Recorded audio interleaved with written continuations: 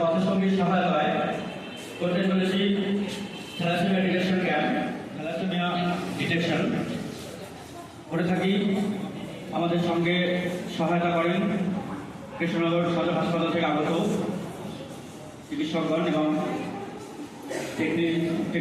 টেকনোলজিস্টগণ। তারা প্রতি বছরই আমাদের এই সময়টা দেন। এবার আমরা একটু নতুন আঙ্গিকে এই অনুষ্ঠানটা করতে চলেছি।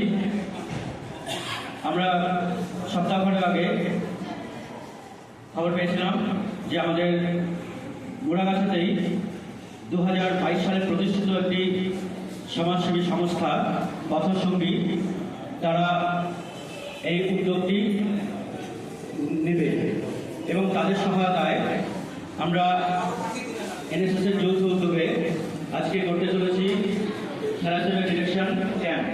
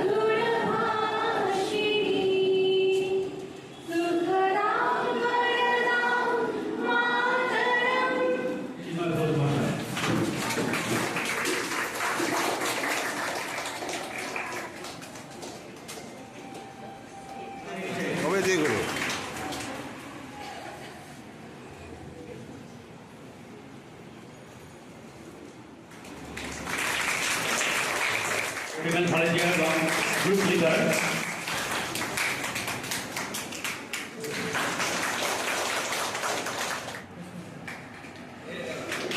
এবারে আমরা বরণ করে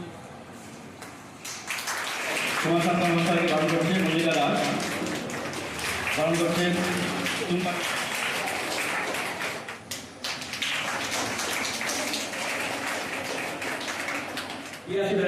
আগে আজকের অনুষ্ঠান সম্পর্কে বিশেষ করে থ্যালাসেমিয়া এই সম্পর্কে সকলকে তথ্য জানানোর জন্য অনুরোধ জানাচ্ছি।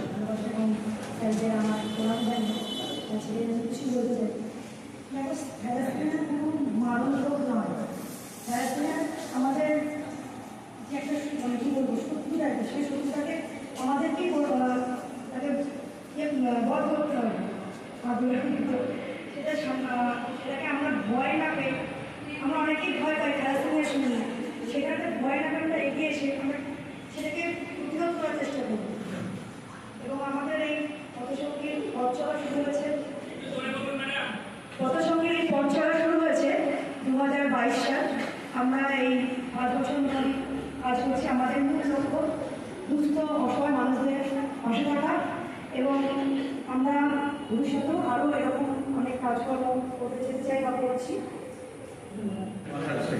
স্যারকে রিকোয়েস্ট করছি কিছু বলার জন্য।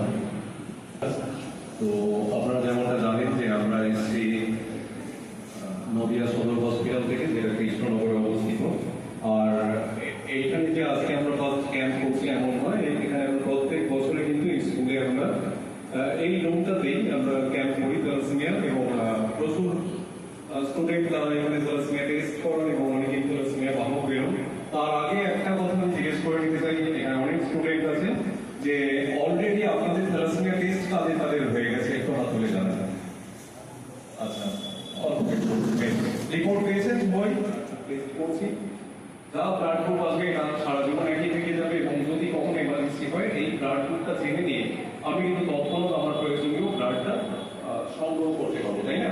ঠিক তেমন এই থ্যালাসেমিয়া টেস্ট কেন হচ্ছে মানে সম্পূর্ণ ধারণা আছে নেই।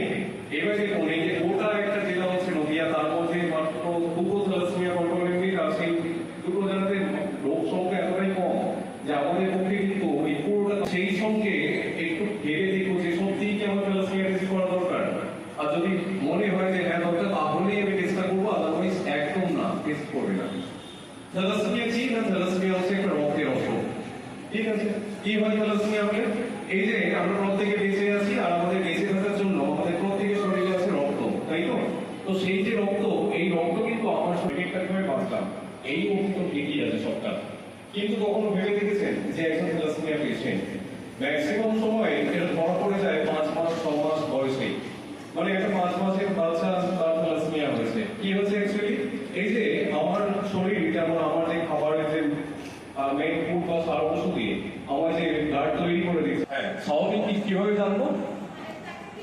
আগে টেস্ট কি করতে হবে, সে যদি স্বাভাবিক করে তাহলে তাকে বিয়ে করা যাবে। ব্যাস, খুব ভালো বলেছেন।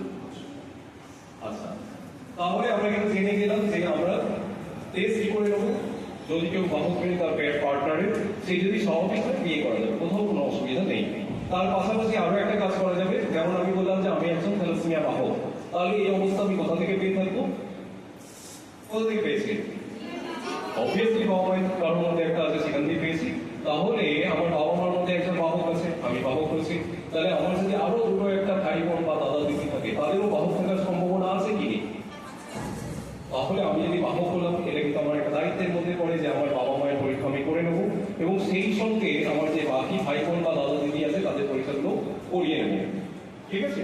আচ্ছা, এবার আমি স্বাভাবিক বেরোলাম, তাহলে কি আমার কি কোনো করণীয় আছে? না? খুব ভালো করে ভেবেচিন্তে বলছেন তো? আচ্ছা, ঠিক আছে, আমি বলছি। মনে করুন আপনার বাবা মায়ের মধ্যে একজন বাহক বা ক্যারিয়ার আছে, আর একজন আছে নর্মাল। সেখান থেকে আপনি কি পেয়েছেন? যে বাহক আছে সেখানে ভালো পেয়ে গেছেন, আর যে নর্মাল সেখানে আপনি একটা ভালো পেয়ে গেছেন। পেয়ে আপনার স্ট্যাটাস কি থ্যালাসেমিয়া রিপোর্টে? নর্মাল।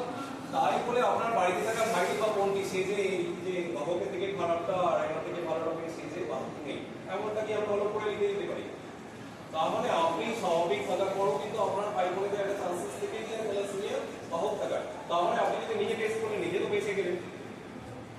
তাহলে কি ভাই বোনকে ছেড়ে দেবো যে যা তাদের বাড়িতে দুইটা থ্যালাসেমিয়া? না, কখনো না। তাদের টেস্টগুলো আমরা করবো এবং আমাদের কাজের পরিধি নাই কিন্তু রাখবো না। এই যে ম্যাডামরা রাস্তায় বেরিয়ে এসছে, মানুষের উপকার করছে, এবং আমরা তো বাড়িতে দিব্যি থাকতে পারতেন, কোথাও কোনো দরকার ছিল কি? কেন রাস্তায় বেরিয়ে এসছেন জানেন? যাতে ওনাদের দ্বারা ওনাদের হাত ধরে প্রচুর মানুষের উপকার হয়, তাই তো? তো আমাদের না প্রত্যেকের লাইফে না এরকম একটা মানে খুব মহান কিছু বোধ থাকা দরকার যে এই মানুষ হয়ে তো আমরা সবাই জন্মাই, কিন্তু মানুষ হয়ে মানুষের উপকার কদর করতে পারি খুব কম লোকজন।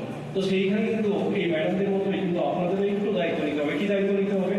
সেই প্রতিটা মানুষের কাছে এই থ্যালাসেমিয়ার এই ছোট ছোট মেসেজগুলো, যে বাবা তুমি একটা থ্যালাসেমিয়া টেস্ট করে নিতে পারো, বা আমরা যেভাবে বললাম, আমি হয়তো আধা ঘন্টা বললাম, আপনি 5 মিনিট তো বলতে পারবেন তাকে।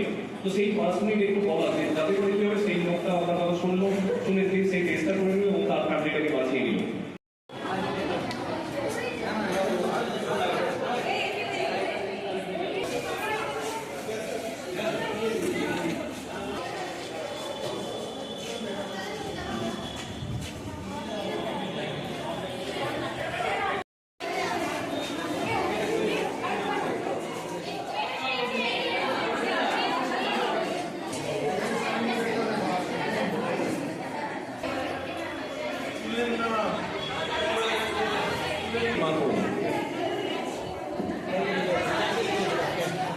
ক্যাম্পের বক্সে নির্মাণ করেছেন। আচ্ছা, 18